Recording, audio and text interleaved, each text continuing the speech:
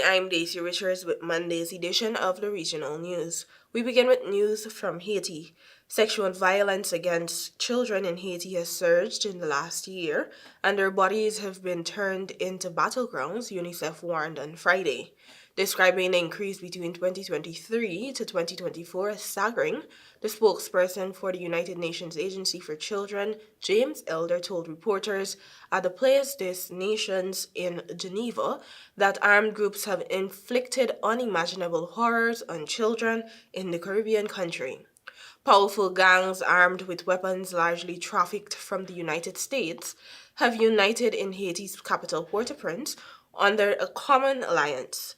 They control 85% of the city, according to the UN. Elder, who recently returned from a visit to Haiti, told reporters a 16-year-old girl who was abducted by armed men and extensively beaten, drugged, and raped.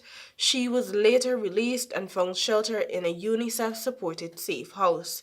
Amid surging violence and what the UN describes as rampant sexual violence, more than 100 Kenyan police arrived in Haiti's capital on Thursday to reinforce the security mission. Its future has been in limbo since the U.S. froze $13 million in funding on Tuesday before passing a waiver to unlock a separate batch of funds. The security mission, approved by the UN Security Council but not led by the UN, has struggled to make headway in fighting gangs as its numbers remain far under target. More than 1 million people, over half of them children, are displaced within Haiti due to ongoing violence, according to UN data. Extreme poverty has also pushed children into gangs, with up to half of all armed groups made up of minors, some as young as 8 years old, Elder said.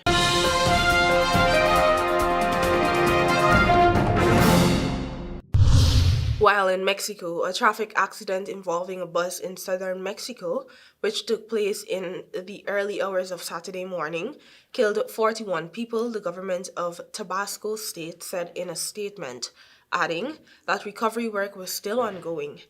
The bus, which was carrying 48 people, collided with a truck, resulting in the deaths of 38 passengers and 2 of the drivers, the local authorities said, adding that the driver of the truck also died. Reuters images show the bus completely burned out after it was engulfed by flames following the collision, with just the skeletal remains of the metal frame left standing. Quote, so far only 18 skulls have been confirmed, but much more is missing, unquote, sources for the security of Tabasco said, adding that recovery work continued. Bus operator Torres Acosta said it was, quote, profoundly sorry about what happened, unquote, in a post on Facebook, adding that it was working with authorities to find out what happened and if the bus had been traveling within the speed limit.